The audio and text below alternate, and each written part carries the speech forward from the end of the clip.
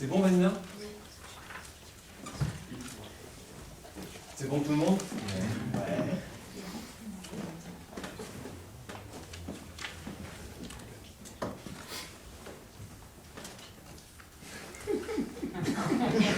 C'est bon ou ouais? C'est bon. François, merci beaucoup déjà d'avoir accepté cette proposition que j'ai formulée en décembre suite au podcast critique. Ça s'appelle La Gêne Occasionnée, que tu fais un samedi sur deux. Et celui-ci, c'était, je pense, en novembre sur Joker.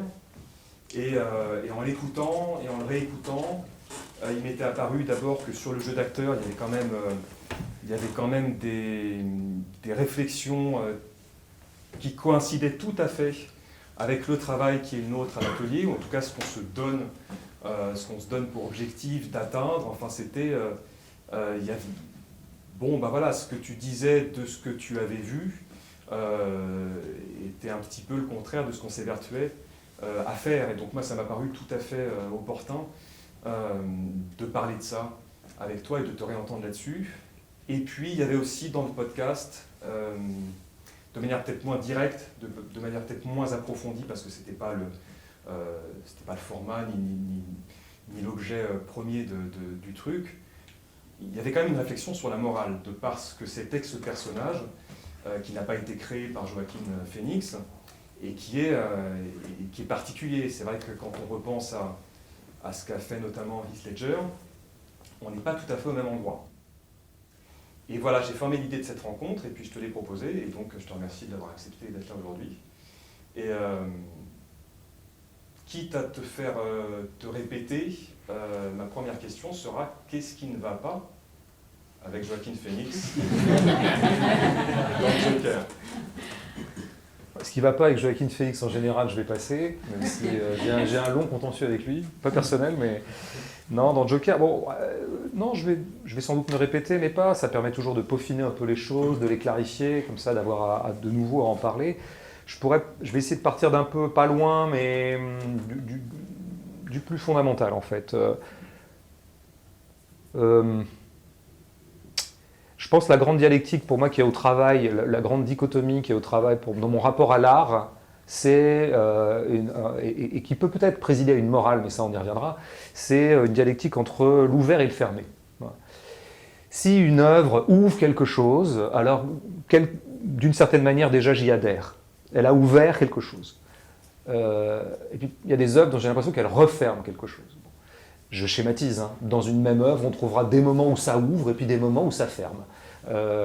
Bon, alors, il faut que je précise un peu, mais dans le cadre du cinéma, par exemple, moi j'aime bien les plans ouverts. Qu'est-ce que c'est qu'un plan ouvert? Finalement, c'est un plan qui se sert de ce dont est capable cet outil d'enregistrement qui s'appelle une caméra, qui est apparu à la fin du 19e, et qui est un sacré outil, banalisé pour nous, mais qui, il y a encore, quand j'étais enfant, était encore exceptionnel. Et il ne faut pas oublier la magie que ça a été pour les gens de la fin du 19e et de la première partie du 20e siècle. Il y avait cet appareil qui permettait d'enregistrer le réel, quoi. Et c'était quelque chose, quoi. Vous voyez, non, tout ça est fini, on n'a plus de rapport magique à ça. Et le cinéma, la caméra, elle avait pour elle, ce que la peinture ne peut pas avoir, c'était la capacité d'enregistrer des choses sans du tout orienter le regard, a priori. On pourrait très bien laisser venir le réel dans ce qui va s'imprimer sur la cellule photographique du cinéma. Et puis, donc on avait la possibilité qu'un art, pour une fois, ne soit pas une prise d'otage sur le réel. C'est-à-dire que ça pouvait laisser rentrer le réel dedans, quoi. Et si vous déclenchez une caméra comme ça, et qu'en plan relativement large, l'œil du spectateur qui verra le plan que vous avez fait, qui va durer 10 minutes, on va dire un plan fixe large, sur une rue, eh bien, votre œil n'est pas guidé. Votre œil n'est pas orienté a priori par la caméra. Vous circulez dans la rue, tiens, il y a un piéton qui passe, moi je vais plutôt regarder lui. Alors que mon voisin, spectateur avec moi, lui est plutôt en train de regarder l'enseigne de la boutique où il y a marqué bijouterie. Et donc du coup, vous voyez, ce plan il est ouvert, parce qu'on peut y circuler un peu librement. Alors moi j'aime bien, ça c'est une espèce d'horizon inaccessible pour moi, du cinéma. J'aime assez qu'un plan me fasse ça. Alors évidemment, toute la syntaxe du cinéma s'est développé contre ça, contre cette possibilité objective de l'enregistrement neutre avec des guillemets, hein, j'y vais à gros traits pour l'instant. Puisqu'au contraire, s'est mis en place toute une syntaxe du cinéma, pour le meilleur et pour le pire, mais aussi pour le meilleur, parce que c'est là que le cinéma a inventé son langage, où au contraire, on a appris tout un art par le cadrage, par le raccord, par le montage, par tout un tas de choses, à orienter le regard. Par exemple, le gros plan. Dans un gros plan de visage, alors là, il n'y a plus « toi, tu vas regarder la bijouterie et moi, je vais regarder le piéton ». On va regarder un visage, impérieusement. Et ça peut être très beau, un visage. Ça peut être magnifique de regarder un visage pendant 5 minutes, il n'y a pas de problème, hein. Moi, j'ai pas de dogme par rapport à ça. Mais il est évident qu'à ce moment-là, on a affaire à un plan plus centré. Et bon, déjà, il y a cette espèce de rêverie de l'ouvert du plan qui est déjà un petit peu foutu. Et donc moi, je n'ai rien contre les gros plans, parce qu'encore une fois, il y en a très beau. Ce dont je me méfie, comme en toute chose, c'est de l'hégémonie. C'est quand quelque chose devient une norme. Et que globalement, le cinéma, très très vite, s'est installé dans un truc qui était, en fait, faire des films ne consistera pas, comme les frères Lumière au début, à placer la caméra quelque part et faire des plans sur telle ou telle chose, comme ça, une espèce d'ambition documentaire. Ça consistera, à raconter des histoires, ce qui n'était pas évident, hein. C'est pas ce que font les Lumières, quand ils filment les trains.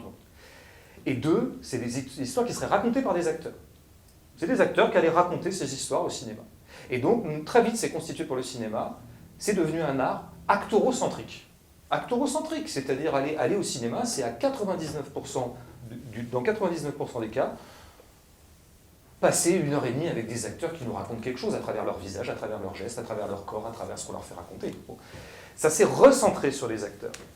Et moi, je peux aimer beaucoup d'acteurs, je pense que les acteurs nous apportent beaucoup de choses, ils font passer des émotions, et puis un corps d'acteur, ça me passionne, le corps humain me passionne, donc le visage me passionne, tout va bien. Ce qui est terrible, c'est que souvent, les acteurs prennent toute la place. Alors après, dans ce cadre-là, il y a des acteurs qui prennent un peu plus la place que d'autres. Voilà. Et c'est ça. Et il y a des acteurs qu'au contraire, j'adore pour leur discrétion. J'ai toujours l'impression qu'ils laissent respirer le plan autour d'eux, qui n'attirent pas toute la lumière autour d'eux, que leur but n'est pas qu'on les regarde, eux et personne d'autre, et regardez comme je suis fort, regardez comme ma performance, regardez que... Et là, ça devient une espèce... L'acteur devient un VRP de lui-même, il se vend. D'ailleurs, on dit rôle à Oscar, mais il faudrait généraliser cette problématique-là. Évidemment que Joaquin Phoenix, quand il fait ça, il vise l'Oscar, mais je m'en fous. Plus généralement, je n'aime pas sentir qu'un acteur est en train de vendre son art, de vendre son truc comme on vendrait des bijoux, ou des assiettes, ou des chaussures. Alors, Joaquin Phoenix pousse ce truc-là dans Joker à un stade, pour moi, qui est d'étouffement inacceptable. C'est-à-dire, on ne voit que lui. On ne voit que lui. Et comme il a... Ça, il faudra en parler, toujours, il faut parler d'économie, toujours. Comme il a la main économique sur Todd Phillips est moins connu que Joaquin Phoenix. Le montage du film se fait sur Joaquin Phoenix. Si le film peut coûter 30 millions, c'est parce que Joaquin Phoenix accepte de le faire. Et que donc on est sûr que ça ramènera du monde. Puis en plus c'est Joker, voilà. Donc le rapport de force est en faveur de Joaquin Phoenix. Et donc Todd Phillips à aucun moment n'oppose quoi que ce soit à cette espèce de prise de pouvoir de Joaquin Phoenix dans le film. Et même au contraire, il est béat devant lui. Moi je ne vois que ça pendant le film, je ne vois que ça. Et c'est bien réducteur, j'aurais bien voulu voir plein d'autres choses, parce que sur un sujet comme celui-là, il y avait plein de choses à filmer, plein de choses à dire. Je ne vois que Joaquin Phoenix, et je vois Todd Phillips s'en remettre totalement à son acteur, en disant peut-être que Todd Phillips adore l'art de Joaquin Phoenix, hein, peut-être que c'est pas simplement un truc économique, et que vraiment il est tout à fait consentant. On ne voit que le Joker, et par ailleurs c'est l'histoire d'un type qui de toute façon est un peu autiste, comme on l'entend métaphoriquement, de toute façon qui ne discute pas avec les autres, qui est toujours à contre-temps par rapport au monde, et donc ça justifie d'une certaine manière. On ne voit que Joaquin Phoenix dans le film pourrait très très bien se justifier sur le mode, mais précisément, on est en train de raconter l'histoire d'un mec qui est fermé dans lui-même parce qu'il est psychotique ou parce qu'on ne sait pas ce qu'il aime, enfin il est quelque chose comme ça. Donc on pourrait dire, c'est justifié, ok, c'est justifié, mais ça donne quand même un film extrêmement restreint, où les plans sont extrêmement pauvres. À moins d'être béat d'admiration devant Joaquin Phoenix, mais moi ça ne fait pas la blague. Hein. Moi je vais pas voir un film pour regarder un acteur faire son cirque pendant 2 heures. C'est pas ça que je demande au cinéma, je demande plein d'autres choses. Moi je voudrais qu'on décentre un peu le cinéma. Je trouve qu'on filme pas assez les animaux. Voilà. Mais c'est fou, je veux dire, les animaux c'est une espèce de cadeau du vivant. Et il y en a des animaux, il y en a beaucoup. Il y a des espèces qui disparaissent, mais enfin quand même il en reste pas mal. C'est fou comme le cinéma de fiction ne s'intéresse pas aux animaux, ne se sert pas de ce truc génial qui s'appelle un animal. Parce que j'ai souvent eu l'occasion de le dire par blague, mais pas. Les animaux sont les meilleurs acteurs du monde. C'est pour ça que c'est dur pour un acteur de jouer Oui, tout à fait. Un gamin ou un animal. C'est ça. En fait, vous avez peur de la concurrence, c'est ça. Je m'étais pas fait la remarque, ouais. C'est institué, hein. Un gamin, un animal, c'est compliqué. Oui. Non, mais sur un plateau de théâtre, c'est sûr. Mais au cinéma, je pense que ça ne ferait pas le même effet. Effectivement, tu mets un gamin sur un plateau de théâtre, tout le monde regarde que ça. Tu mets un chat, tout le monde regarde que ça. Et c'est pas intéressant. Parce que du coup, le recentrage s'est fait sur l'animal. Donc moi, ça m'intéresse pas non plus que du coup, ça devienne animaux-centrique. Moi, je voudrais que ce soit pas centrique du tout, les plans de cinéma. Et l'art, en général, je voudrais qu'ils nous mettent dans une espèce de disposition où on redécouvre la multiplicité, où on soit disponible à tout un tas d'autres choses. Et je trouve qu'effectivement, il y a un effet qu'on pourrait appeler centripète, en général, de l'acteur, moins au théâtre qu'au cinéma. Pourquoi? Parce qu'au théâtre, je suis quand même libre de faire travailler mon regard où je veux. Ça, c'est super, c'est ce que je préfère au théâtre, il faut bien le dire. Moi, c'est ça qui me soulage du cinéma quand je vais au théâtre. C'est que il peut y avoir un acteur qui fait son cirque là à Jardin, c'est pas grave, moi je peux regarder autre chose. Et puis je peux regarder son cirque, du coup, son cirque ou son talent d'ailleurs. Je veux pas nier que de temps en temps, Joaquin Phoenix a du talent, bien sûr. A du talent. Mais il y a aussi des grands généraux d'armée qui ont du talent. Le talent consistant à tuer plein de gens en face. Vous voyez, on peut avoir un talent qui s'exerce à des choses tout à fait détestables. Donc moi, c'est ça, c'est vraiment là qu'il faut le... Et si moi, je peux avoir une morale de l'art, ou une morale dans l'art, qui n'est pas la morale courante, parce que je pense que l'art invente sa propre morale, c'est une morale du multiple et une morale de l'ouvert. C'est à ça que ça va être beaucoup mon critère d'entrée. Et c'est vrai que souvent, pour ça, c'est vrai que j'ai un peu construit ma cinéphilie, ou mon regard au cinéma, je dois bien le dire, dans une espèce de tension avec l'acteur. Parce que j'identifie assez vite que l'acteur peut être justement ce qui va me saloper mon plan, quoi. Et puis, mais inversement, je peux avoir une énorme gratitude pour des acteurs, oui, que j'appelle discrets, que j'appelle modestes, donc j'ai toujours l'impression qu'ils se mettent au service du plan et au service de sa respiration générale. Pour moi, être un grand acteur, c'est ça, c'est comprendre dans quoi je suis, dans quel écosystème je suis, c'est-à-dire, au cinéma, c'est un plan. Un acteur n'opère toujours que dans un plan. Et quand vous êtes spectateur, vous avez affaire à des plans. C'est ça l'espace dans lequel évolue un acteur de cinéma, dans un plan. L'espace dans lequel évolue un acteur de théâtre, ça s'appelle un plateau, ça s'appelle une scène. Moi, j'aime sentir qu'un acteur, il soit partie prenante et il joue en fonction du tableau général qui est rendu. Moi, c'est ce que j'appelle au théâtre jouer en metteur en scène. J'ai un copain comme ça, un metteur en scène, Mathieu Cristiani, avec qui je travaille beaucoup, et il fait essentiellement de la mise en scène maintenant. Mais il continue à jouer parce qu'il est comédien à la base, évidemment, et de temps en temps comme ça pour aller gagner un peu d'argent, puis aussi pour être dans des histoires, enfin dans des belles aventures avec des copains ou des copines, il joue. Et à chaque fois que je le vois jouer, je lui dis, toi tu joues en metteur en scène. C'est dingue. C'est-à-dire que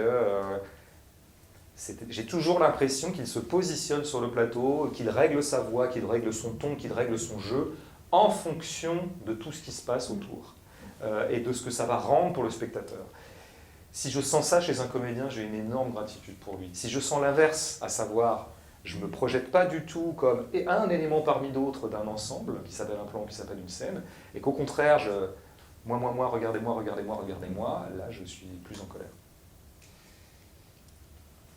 Pour t'amener un petit peu sur ce qui nous concerne au premier chef, par rapport à cette critique de ce qui se passe dans Joker, il y a une phrase qui m'avait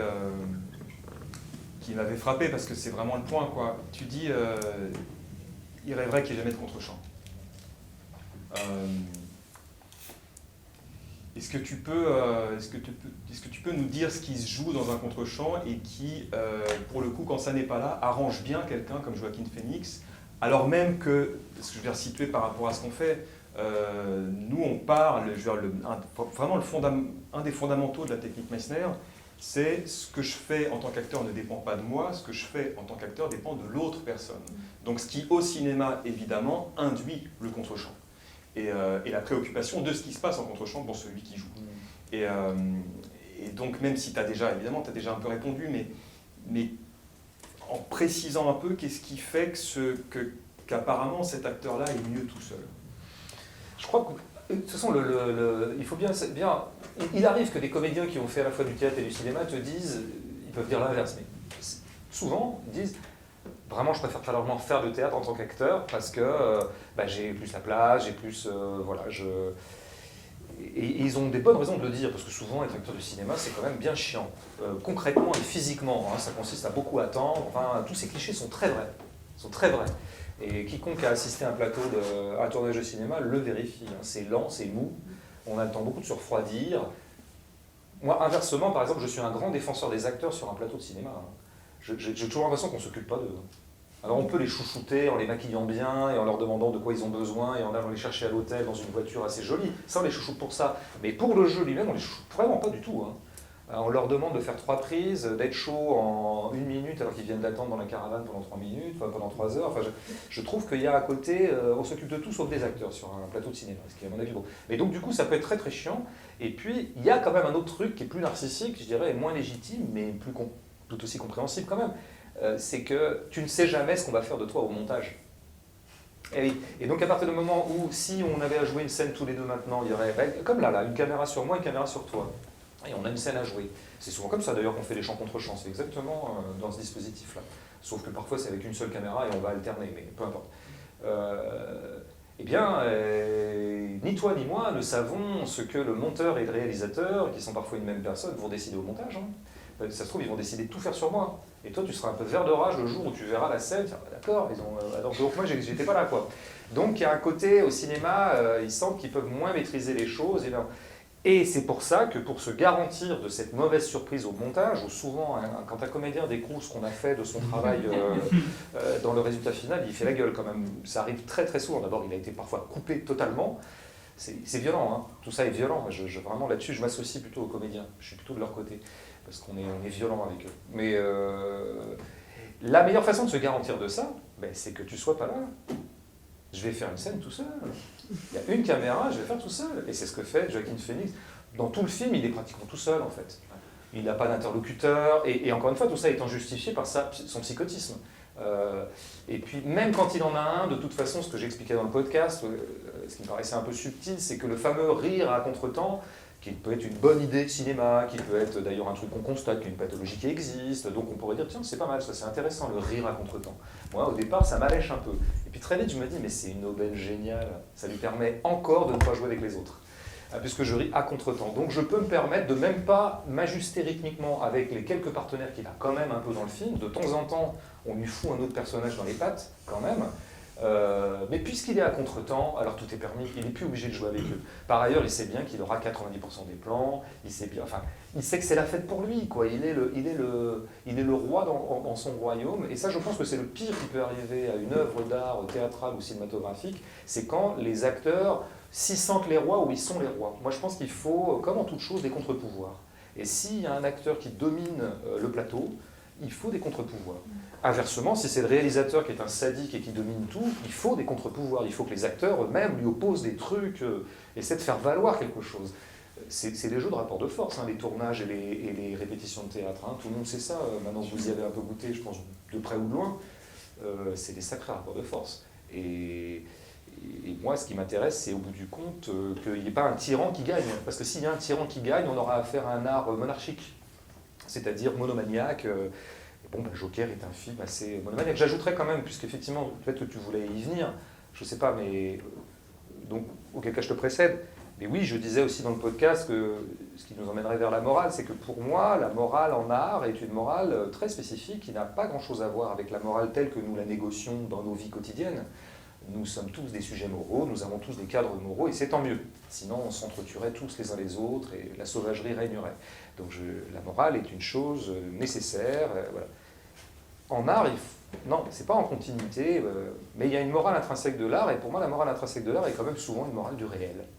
Ce que je viens de décrire depuis le début, là, c'est une morale du réel. Vous avez une rue, et par respect pour cette rue, et par sa vie propre, par sa respiration propre, qui est faite de une bijouterie, un piéton, un chien, une moto, par respect mystique, pour la respiration propre du réel, vous essayez de lui rendre justice dans la façon dont vous le restituez. Bon. Et ben, par exemple, Joaquin Phoenix, qui est censé restituer un psychotique, c'est lui-même qui a prononcé le mot, hein, c'est pas moi dans les interviews. Pardon, je ne suis pas un grand spécialiste mondial du psychotisme, mais le peu que j'en sais, je sais très bien que précisément le psychotique est celui qui n'est pas dans une relation de séduction avec un auditoire. Pas du tout. Au contraire, c'est d'ailleurs son problème, c'est qu'il est enfermé en lui-même. Et à aucun moment, moi, c'est ce qui peut me rendre des psychotiques d'ailleurs bouleversants. Et bouleversant et aimable. Aimable parce que justement, ils ne sont jamais dans la séduction. Jamais. Comme les autistes. Les autistes ne sont jamais dans la séduction, ils sont dans autre chose. Dans autre chose. Qui les rend vraiment émouvants. Parce que c'est l'anti-narcissisme d'une certaine manière. Enfin voilà. Et ben, Joaquin Phoenix nous joue donc à la séduction une pathologie qui consiste précisément à ne jamais être dans une rôle de séduction. Moi, je vois ça, je dis, je pense à mes pauvres psychotiques. Je pense aux psychotiques du monde entier, et ils sont nombreux, et souvent vivant dans des conditions déplorables, vu l'état de la psychiatrie partout dans le monde. Et ben, Monsieur Phoenix les piétine. Voilà, c'est ça que je ressens, moi, quand je vois ça. Donc, c'est plus une affaire de rigolade, en fait. C'est-à-dire que là, oui, moi, je vois que ça. Donc, le film me fait mal. Ça me fait mal j'ai mal pour eux, quoi. Et c'est pas par altruisme, hein, c'est juste... c'est même pas par altruisme, c'est par... je trouve que... Je veux dire, je verrais Phoenix piétiner à coups de bottes, à talons pointus, un psychotique, que ça me ferait pas un effet bien différent. C'est un petit peu ce que j'ai dit aussi sur Sam Mendes, quoi, à propos de 1917. Parce que moi, pendant 2 heures, je pense au poilu, quoi. Vraiment, parce que... et Dieu sait si... en général, le sort d'autrui n'empêche pas de dormir, mais pendant ces 2 heures-là, je me dis, ces pauvres gars, ils ont fallu qu'ils meurent dans la guerre la plus horrible du XXe siècle. Ces pauvres paysans, c'était des petits prolos, quoi, tous. Parce qu'évidemment, les bourgeois avaient d'autres postes qu'en tranchée. Et M. Mendes arrive et il nous fait ça avec les tranchées. Bon, c'est là que la morale intervient, ouais, tout à fait. Et que je l'assume totalement. C'est qu'il y a une morale du réel. Je veux dire, il y a eu le réel des poilus. Ils ont vécu réellement ça. Et l'autre, il arrive et il nous fait un spectacle son et lumière avec sa steadicam de blaireau dans les tranchées. Mais c'est vraiment, je trouve ça obscène. Ouais. Obscène. Alors la morale, tu le sais, on y reviendra un peu plus tard. J'anticipe, je tease. Ouais, t'anticipes. Et du coup, on laisse de côté pour y revenir plus tard. Ce qui t'empêche pas d'en parler, hein, parce qu'évidemment, moi, ce qui précisément m'a plu là-dedans, c'est que c'est entremêlé. Donc on y reviendra forcément dans cette première partie. Mais tu parles du psychotique que joue Joaquin Phoenix. Et alors en tant que psychotique, il est médicamenté. Et parce qu'il est médicamenté, il est tout maigre. Et ça participe, tu parlais du rôle à Oscar, on sait bien que le rôle à Oscar, quand il peut y avoir transformation, c'est toujours mieux. Est-ce que... Parce que moi je me rappelle, vraiment, moi j'avais trouvé ça tellement juste, tu le dis dans le podcast, évidemment que John Wayne ou Gabin n'auraient jamais fait ça, et puis il y en a plein d'autres. J'ai pensé là ce matin à Eastwood, qui n'est pas tout à fait de la même génération que les 2 premiers, mais lui non plus n'a jamais fait ça. Et puis, et pour le coup, du côté Gabin, cinéma français, Ventura, des gens comme ça, évidemment, on les aurait jamais pris en flagrant délit de volonté de métamorphose pour obtenir quelque chose d'une consécration sur le plan de la composition ou de la création d'un personnage. D'où ça vient, ça? D'où vient ce truc que les Américains adorent et qui consiste à être à peu près le plus éloigné possible de ce qu'on est au départ, quoi. C'est une question complexe parce qu'elle demanderait énormément de précision historique et surtout de culture historique que je ne suis pas sûr d'avoir, donc je peux avoir que des intuitions. Je peux avoir, moi je vois 2 choses là-dedans.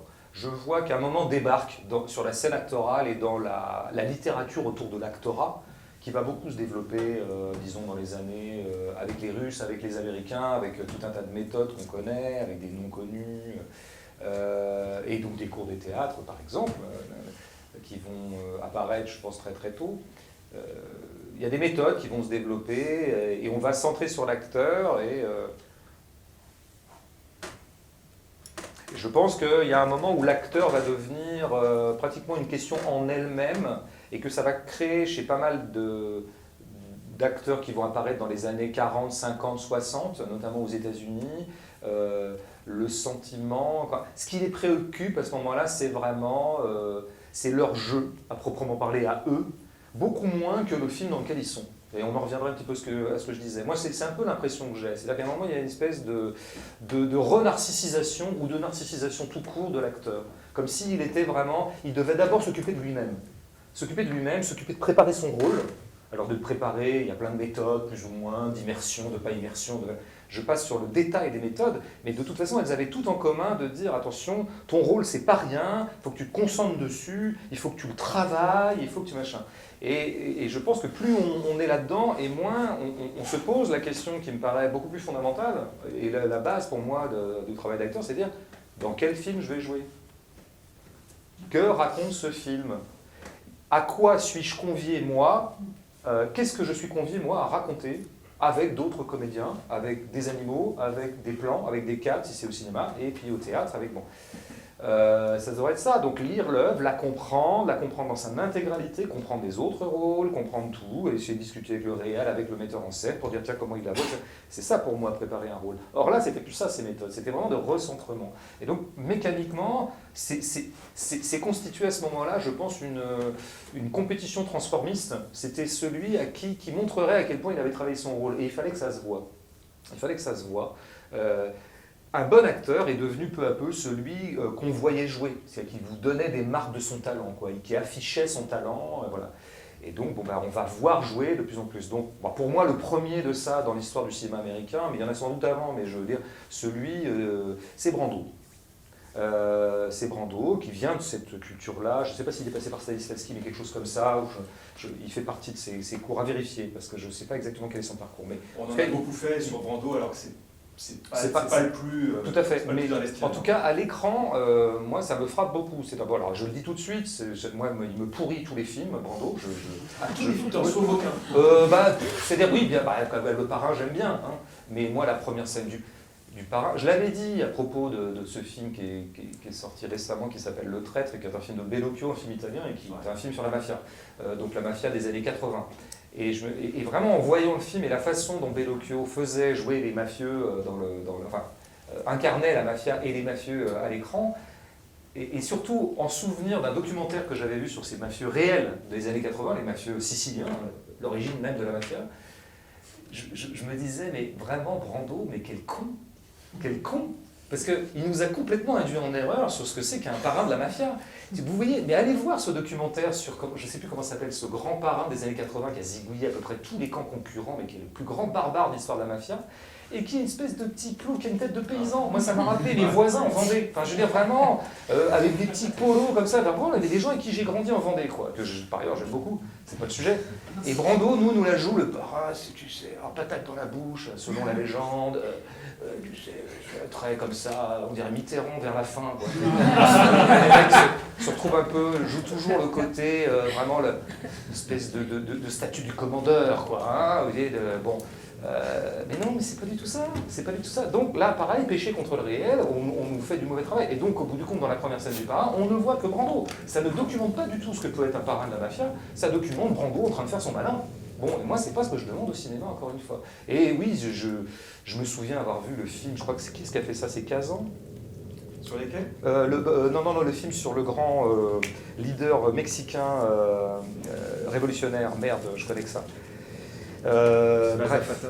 Zapata, bien sûr. Viva Zapata. Alors, est-ce que c'est Viva Zapata le titre? Non, parce qu'il y a un film de Eisenstein, dont je confonds, mais peu importe. En tout cas, à un moment, il joue le rôle d'un grand leader révolutionnaire mexicain du début du XXe, qui est très connu dans la geste révolutionnaire, des mouvements d'émancipation, etc. Une figure qui m'importe. Et là, il te joue ça. Il te le joue comme un ado écorché. C'était ça en fait, version Brando, c'est vraiment à tous les plans, il souffre, comme James Dean a fait, dans 3 films seulement, heureusement. Donc c'est vrai qu'arrive à ce moment-là, ces trucs-là où on ne voit que, quand ils se mettent à nous jouer, alors par ailleurs le chantage à la douleur, à la blessure, c'est toujours des rôles torturés.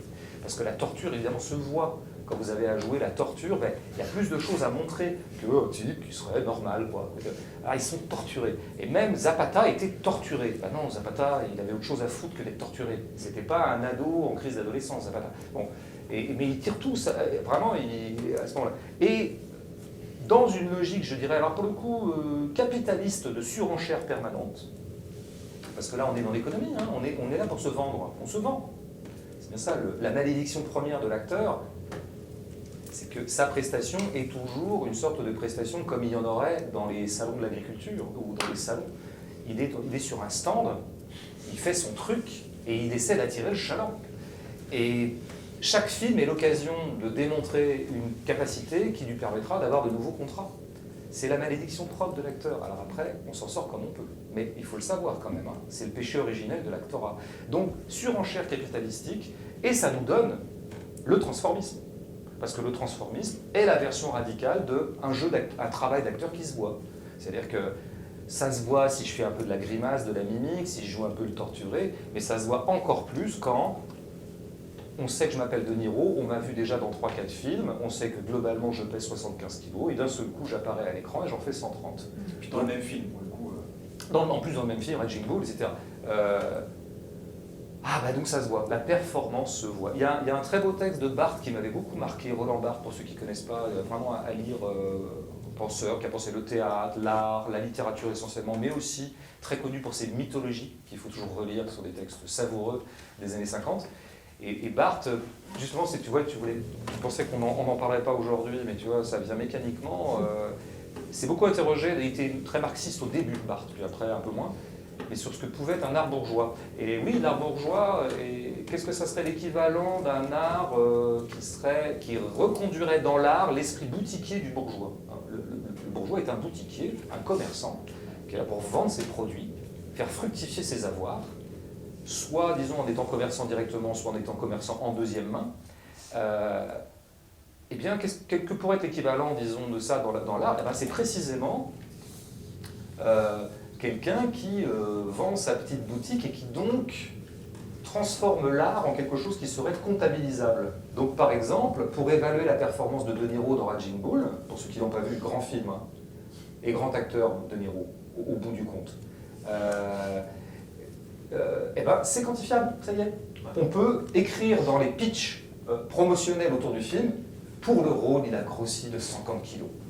La légende voulait aussi que De Niro se soit entraîné à la boxe, parce que c'est le rôle d'un boxeur très connu qui s'appelle Jake LaMotta, boxeur des années 30, 40, 50, qui était un très grand boxeur, qui était champion du monde, et donc il fallait que De Niro soit crédible comme boxeur. Enfin, moi je pense que c'est pas utile, mais il s'est raconté qu'il fallait qu'il le soit, et donc il s'est entraîné à la boxe pendant très très longtemps, et les éléments de langage, comme on ne disait pas encore à l'époque, au moment où le film est sorti, c'était que De Niro était presque devenu un des meilleurs poids lourds, ou poids welter, je ne sais plus, réel. C'est-à-dire que là, il y avait une espèce de chantage à la performance réelle. Regardez comme il a bossé, etc. Et dans le texte de Barthes sur l'art bourgeois, il dit le spectateur de théâtre va donc essayer de faire une comptabilité intérieure entre le prix de la place et la dépense qui est celle de l'acteur devant lui.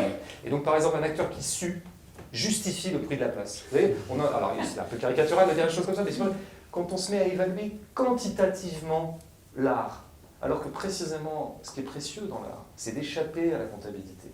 C'est là que l'art peut être un lieu de résistance au monde marchand. En tout cas, une niche un peu alternative, c'est quand précisément il n'est pas justiciable de comptabilité. En faisant revenir ces saloperies de performance, de j'ai maigri, ou alors De Niro, DiCaprio quand il fait The Revenant, on nous raconte que le tournage a été horrible parce qu'il faisait pour de vrai -20, et que pour de vrai il avait peur des ours, et qu'il y avait vraiment des bêtes sauvages. Donc le mec a donné. Et on en arrive à quoi finalement? À l'idéologie du mérite, l'idéologie méritocrate, dont on sait qu'elle est au centre de la pensée bourgeoise, qui s'invite dans l'art.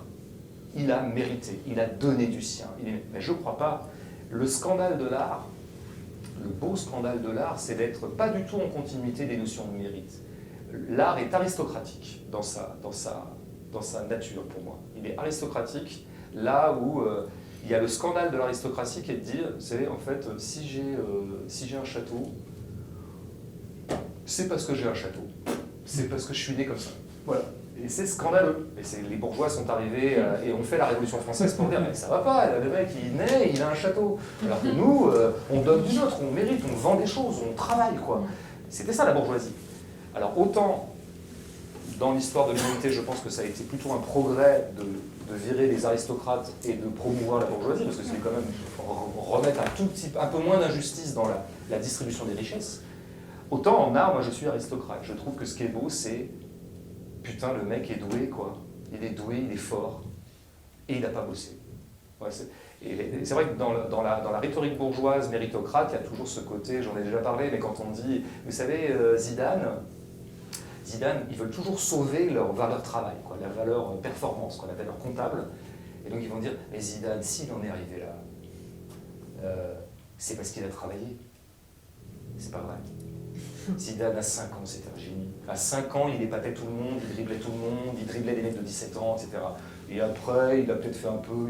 Mais il bossait quand même plus que les autres. Quand Dugarry en parle, il dit « Attendez, moi je l'ai vu faire, il est arrivé avant tout le monde, il repartait après tout le monde. » Ouais, mais Dugarry, je me demande s'il ne participe pas lui-même d'une légende. Non, mais tu vois, c'est sujet à caution. En tout cas, il y en a qui bossent, hein. Non, mais il y en a qui bossent. En tout cas, la raison pour laquelle Zidane est génial n'a rien à voir avec son travail. C'est-à-dire que, justement, s'il a travaillé par la suite, c'était pour entretenir son génie. C'était pour... et puis parce qu'il avait besoin d'être un peu à la hauteur physiquement. Il fallait qu'il fasse un peu de muscu, Zidane, parce que le foot était en train de se muscler aussi. Les physiques étaient en train de changer dans les années 90, y compris par adjuvant chimique. Mais ça faisait partie d'une... Bon, mais en tout cas, la raison pour laquelle Zidane est génial et qu'il est le plus grand joueur français de tous les temps n'est pas du tout couplé à du travail. Voilà. Et ça, c'est scandaleux. C'est scandaleux parce que qu'on est tous autour, on se dit, mais pourquoi c'est pas moi, quoi? Pourquoi moi je suis né et que non, moi quand je faisais des passements de jambes dans la cour de récré, ça donnait pas ça, quoi. Donc il y a une injustice fondamentale de la distribution des capacités à laquelle je tiens beaucoup. L'art est le lieu de ça, c'est pas grave, il y a des gens qui sont des grands acteurs, il y a des gens qui sont pas, et puis c'est pas grave en fait, tant mieux, les autres feront autre chose, du moment que chacun puisse trouver quelque chose qui lui permet d'exercer une capacité. Alors une parenthèse intéressante sur De Niro, je trouve, parce que moi j'ai entendu ça il y a quelques années, c'est Depardieu qui raconte que, il dit, parce que Depardieu c'est pas un bosseur, c'est pas un grand bosseur, c'est le plus grand acteur français de tous les temps. Et ouais, mais il dit De Niro, il dit Bob, quand Bob prépare, quand il bosse, c'est pas pour être bon, c'est pour avoir confiance. Il dit, il a besoin d'avoir bossé lui pour être à l'aise. Ouais. C'est une parenthèse, hein. De la même façon, écoute, je savais pas ça, mais ça m'étonne pas. Et oui, dans ce cas-là, oui, pourquoi pas pour se mettre à l'aise. Oui, d'ailleurs, moi, ça m'arrive on connaît tous ça à notre échelle, même des fois quand on révisait des épreuves de bac ou des épreuves de je sais pas quoi d'après les études qu'on a pu faire ou pas. Parfois, on révisait presque d'une certaine manière, on savait bien que c'est pas là qu'on allait assimiler le cours 24 heures avant. Mais c'était une façon de mise en train, c'était une façon d'autoconfiance. Oui, dans ce cas-là, et Zidane, je pense que si à un moment il se met à faire du travail physique et peut-être à en faire plus, c'est pour se rassurer lui-même. Voilà. Mais bon, à ce titre-là, si De Niro ne dit que ça de son travail, je trouve ça très très bien. Chacun se met en confiance comme il peut. Et sur la tension, alors moi je t'ai dit tout à l'heure, mais ce qui m'a vraiment... ce qui est tombé à point de mai, là, il y a quelques jours, c'est le podcast de samedi dernier, donc la gêne occasionnée sur le Clint Eastwood, puisque mon point de départ c'était celui sur Joker et Joaquin Phoenix. J'y ai vu quand même, moi je me suis dit on pourrait presque faire une polarisation entre Joaquin Phoenix dans Joker et cet acteur, ce gros acteur. Moi aussi j'ai oublié son nom. Paul Hauser, je crois. Ouais, mais il y a un troisième mot, Paul Walter Hauser, un truc comme ça. On a qu'à l'appeler Gros Lard, écoute, ça ira. Personne va nous taxer de grossophobie ou d'un nouveau mot. Il y a un truc quand même, c'est que, tu le dis très bien, le mec est gros pour de vrai. Il était gros avant, il y a de fortes chances pour qu'il le reste un peu. J'espère en tout cas. Et c'est un vrai gros. Et en plus, alors il y a d'autres trucs, mais après ça peut être un peu... Voilà, c'est pas une vedette, je veux dire, on l'a peu vu, moi je l'avais jamais vu. Et ce mec est sûrement, vraisemblablement, casté, distribué, parce qu'il a ce physique-là. Parce qu'il a une communauté de complexion avec le rôle. Et donc, on va pas chercher quelqu'un, parce que, ça y est revenu il y a quelques jours, il n'y a pas que des mecs qui ont fait ça. Charlize Theron dans Monster, en 2004, je ne sais pas si vous voyez, c'est plus du tout Charlize Theron. On prend l'actrice qui est une des plus belles à ce moment-là, en tout cas qui passe pour être vraiment le canon à ce moment-là, pour en faire une nana très très moche, et puis bingo Oscar évidemment à la clé. Est-ce que, parce que tu as parlé, pour le Clint, à un moment tu as parlé d'épaisseur de réalité. Et tout à l'heure tu disais, moi le corps humain me passionne. Il y a un truc avec le corps. Avec cette épaisseur de réalité. Est-ce que on peut accéder à cette épaisseur de réalité en grossissant pour le rôle, selon qu'on est De Niro pour Raging Bull ou Christian Bale dans Vice, ou il y en a eu plein comme ça, de la même manière que Paul Walter Hauser, j'espère que c'est ça, qui lui est pris en tant que gros parce que gros pour jouer un gros. Bah, ma réponse est évidemment non, et je trouve pathétique d'ailleurs que les acteurs courent après. En fait, pour reprendre ma dichotomie, l'acteur à ce moment-là, en convoquant son énergie, sa puissance de travail, sa capacité de performance, son abnégation proche du masochisme, pour grossir, pour atteindre quelque chose, va finir par l'atteindre, alors que le vrai gros n'a fait aucun effort pour ça. Vous avez d'un côté l'acteur qui est bourgeois, c'est-à-dire qu'il accumule du travail pour pouvoir accumuler de la richesse et accéder à quelque chose, et le réel l'attend comme ça en chemin. Je dis, ah, t'as mis 1 an à devenir ça, tu vois. Moi, tu sais, je suis gros comme ça. Hein, je veux dire, Et donc, il y a quelque chose de tout à fait vain, au sens presque le plus fort de vain, au sens où on parlait de vanité dans la culture baroque, hein, la vanité des choses, les vanités en peinture. Il y a quelque chose de fondamentalement vain dans cette idée de faire tant d'efforts pour imiter quelque chose qui est à disposition dans le réel et qui s'appelle un vrai gros. Et un vrai gros est inimitable. Un vrai gros, il y a une singularité de la posture du gros, de s'arranger toujours de son corps. Moi, je le disais dans le podcast. Oui, ce que j'appelle pour de vrai, c'est que c'est pas une rondeur comme ça, pour figurer, comme on dirait au théâtre, la grosseur. Il y a de la graisse, quoi. Et c'est tout un... Ça conditionne tous ses mouvements, ça conditionne son souffle, ça conditionne sa tête, ça conditionne sa façon de parler, ça conditionne... Bon, et moi j'aime ça, j'aime que le corps soit... Alors c'est chiant à vivre, hein, on sait bien qu'être obèse est compliqué, pour 1000 raisons, y compris respiratoire, cardiaque, tout ça. Mais à regarder, j'aime bien parce que je trouve que là le corps est là. Moi qui aime bien le burlesque, c'est quoi le burlesque? C'est un corps qui est toujours mis en péril ou mis en fébrilité ou mis en difficulté, je vais chercher le mot le plus évident, par la matière. C'est ça en fait le burlesque. C'est ce que j'appelle le burlesque, Buster Keaton, les grands burlesques américains du Muck, auxquels je renvoie parce qu'il y a des films disponibles partout, regardez-les quoi. Et puis Chaplin bien sûr, mais je préfère Keaton en tant que pur burlesque.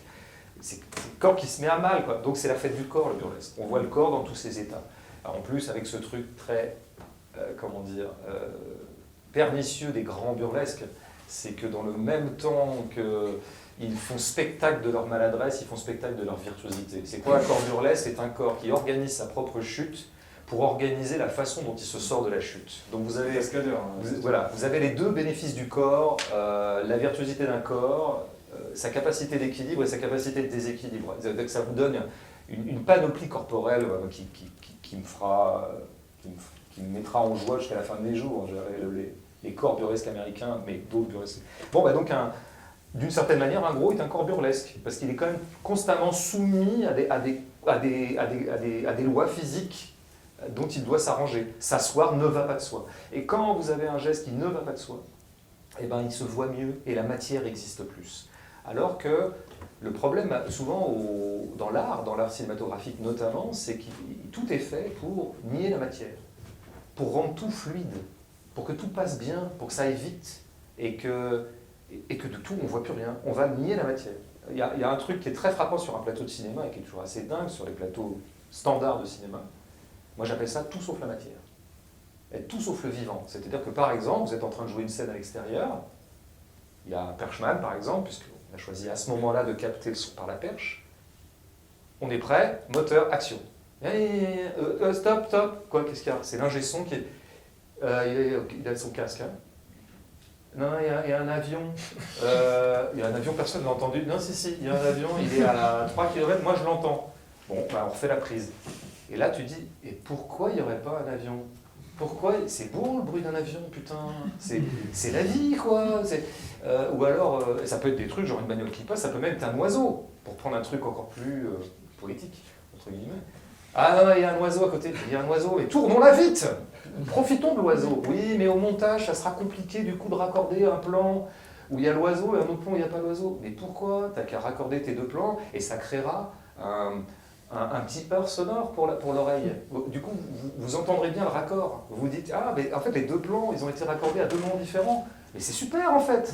Sauf que non, la logique permanente du cinéma standard et académique, et majoritaire très largement, c'est que jamais rien ne se voit, que jamais rien ne dépasse, que d'un plan à l'autre, on ne voit pas le raccord, que ça coule tout seul.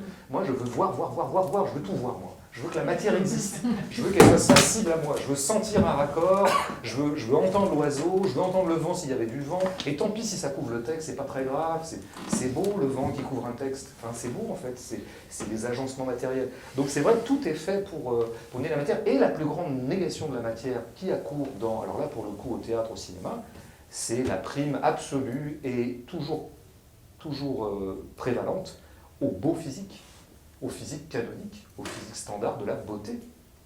Alors ça, moi je veux dire, comment dire, revendication numéro 1 d'un mouvement qui pourrait être, disons, du féminisme au cinéma par exemple, mais du coup qui engagerait tout le monde, y compris les hommes, c'est en arrêter avec la dictature de la beauté. Qu'est-ce que c'est ? Tout le monde le dit, tout le monde continue à le faire. Et on continue tous à aller voir des films, on n'a que des physiques super, on a de super belles nanas, super beaux mecs. C'est pas que les nanas, hein, c'est les mecs aussi. Bon. Plus les nanas que les mecs encore, il y a une asymétrie. Mais quand même, globalement, les premiers rôles au cinéma pour les mecs, c'est quand même des beaux gosses, quoi. Ou des beaux gosses qui peuvent avoir 60 ans d'ailleurs, hein, parce qu'il y a une prime en ce moment aux vieux. Mais pour plein de raisons. Et or, ces corps-là, d'abord, ne correspondent pas à la vie réelle de nos corps, qui sont rarement parfaits. On a rarement des têtes parfaites, etc. Et puis surtout, c'est ennuyeux. Moi, ça m'ennuie, les corbeaux, ça me fait chier, quoi. Ça m'ennuie. Donc, devant Jewel, j'adore ce film pour mille raisons que j'ai essayé d'exposer dans le podcast, mais d'abord, le premier truc, c'est que oui, on me propose de passer 2h20 avec ce gros, et franchement, ça s'est bien passé. C'est-à-dire que j'ai adoré être avec lui. Ils auraient pu me raconter une toute autre histoire, beaucoup plus foireuse, et de toute façon c'était gagné. De la même façon que, inversement et symétriquement, et tu as raison, il y a une polarité, Joaquin Phoenix dans The Care, ben ça s'est mal passé entre lui et moi, quoi. Donc c'était foutu. Mais tu parles des physiques, du physique des actrices. Moi, c'est ça qui m'avait aussi révolté en 2004 dans Monster, c'est que déjà que les nanas n'ont pas beaucoup, les nanas qui n'ont pas un physique avantageux n'ont pas beaucoup de rôles. On leur écrit pas d'histoire, je veux dire,